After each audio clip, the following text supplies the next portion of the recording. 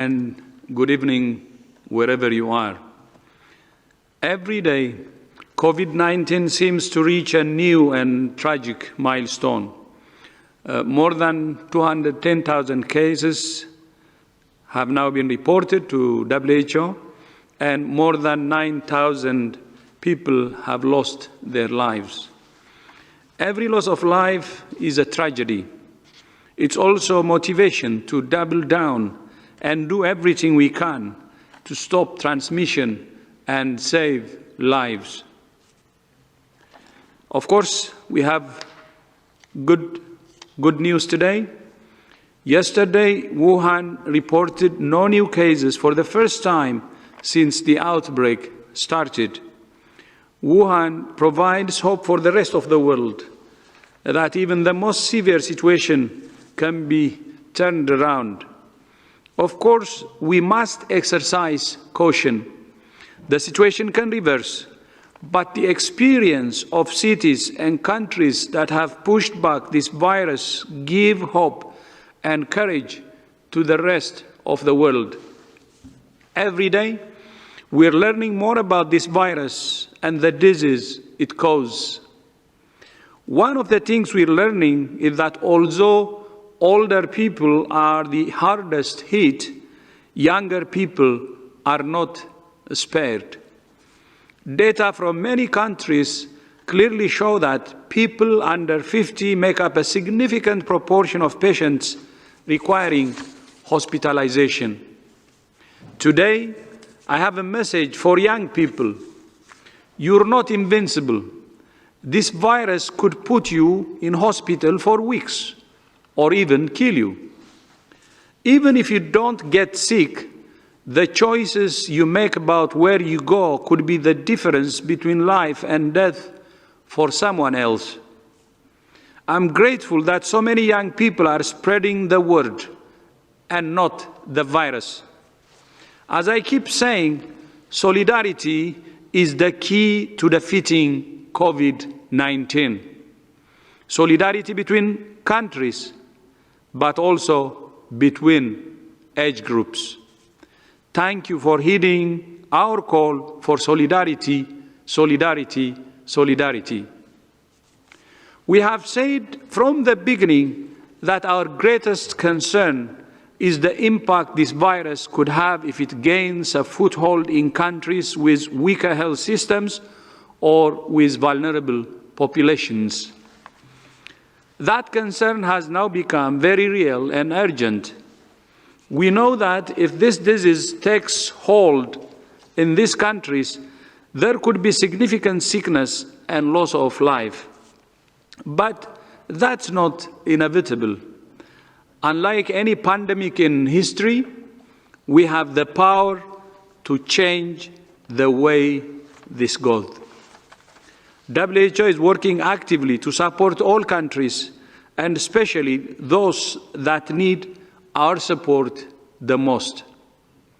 As you know, the collapse of the market for personal protective equipment has created extreme difficulties in ensuring health workers have access to the equipment they need to do their jobs safely and effectively.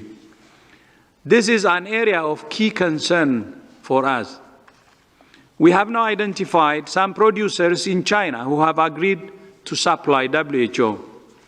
We are currently finalizing the arrangements and coordinating shipments so we can refill our warehouse to ship PPE to whomever needs it most. Our aim is to build a pipeline to ensure continuity of supply with support from our partners, governments, and the private sector. I'm grateful to Jack Ma and his foundation, as well as Aliko Dangote, for their willingness to help provide essential supplies to countries in need. To support our call to test every suspected case, we're also working hard to increase the global supply of diagnostic kits. There are many companies globally that produce diagnostic kits, but WHO can only buy or recommend kits that have been evaluated independently to ensure their quality. So we have worked with FIND, the Foundation for Innovative New Diagnostics, to contract additional labs to evaluate new diagnostics. In parallel, we're working with companies to secure the supply and equitable distribution of these tests. And we're also working with companies to increase production of the other products needed to perform the tests, from the swabs used to take samples to the large machines needed to process them. We're very grateful for the way the private sector has stepped up to lend its support to the global response. Just in the past few days, I have spoken with the International Chamber of Commerce, with many CEOs through the World Economic Forum, and with the B20 group of business leaders from the G20 countries. We understand the heavy financial toll this pandemic is taking on businesses and the global economy. We're encouraged by the solidarity and generosity of business leaders to use their resources, experience, and networks to improve the availability of supplies, communicate reliable information, and protect their staff and customers. And we're also encouraged that countries around the world continue to support the global response. We thank Kuwait for its contribution of $40 million. In addition to increasing access to masks, gloves, gowns, and tests, we're also increasing access to the evidence-based technical guidance countries and health workers need to save lives. WHO has published guidelines for health ministers, health system administrators, and other decision makers to help them provide life-saving treatment as health systems are challenged without compromising the safety of health workers. The guidelines detail actions all countries can take to provide care for patients, regardless of how many cases they have. They also outline specific actions to prepare health systems according to each of the 4 Cs: no cases, sporadic cases, clusters of cases, and community transmission.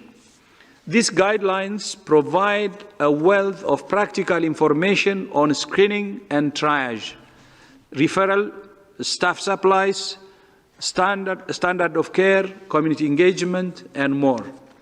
We encourage all countries to use this and many other guidelines, which are all available on the WHO website. But we're not only advising countries, we also have advice for individuals around the world, especially those who are now adjusting to a new reality. We know that for many people, life is changing dramatically. My family is no different. My daughter is now taking her classes online from home because her school is closed. During this difficult time, it's important to continue looking after your physical and mental health. This will not only help you in the long term, it will also help you fight COVID if you get it. First, eat a healthy and nutritious diet, which helps your immune system to function properly. Second, limit your alcohol consumption and avoid sugary drinks. Third, don't smoke. Smoking can increase your risk of developing severe disease if you become infected with COVID-19. Fourth, exercise. WHO recommends 30 minutes of physical activity a day for adults and 1 hour a day for children. If your local or national guidelines allow it, go outside for a walk, a run or a ride, and keep a safe distance from others. If you can't leave the house, find an exercise video online, dance to music, do some yoga, or walk up and down the stairs. If you're working at home, make sure you don't sit in the same position for long periods. Get up and take a 3-minute break every 30 minutes. We will be providing more advice on how to stay healthy at home in the coming days and weeks. Fifth, look after your mental health. It's normal to feel stressed, confused, and scared during a crisis. Talking to people you know and trust can help. Supporting other people in your community can help you as much as it does them. Check on neighbors, family, and friends. Compassion is a medicine. Listen to music, read a book, or play a game. And try not to read or watch too much news if it makes you anxious. Get your information from reliable sources once or twice a day. To increase access to reliable information, WHO has worked with WhatsApp and Facebook to launch a new WHO Health Alert messaging service. This service will provide the latest news and information on COVID-19, including details on symptoms and how to protect yourself. The Health Alert Service is now available in English and will be introduced in other languages next week. To access it, send the word "Hi" to the following number on WhatsApp: 0041 798 931 892. We will make this information on our website later today. COVID-19 is taking so much from us, but it's also giving us something special, the opportunity to come together as one humanity, to work together, to learn together, to grow together. I thank you.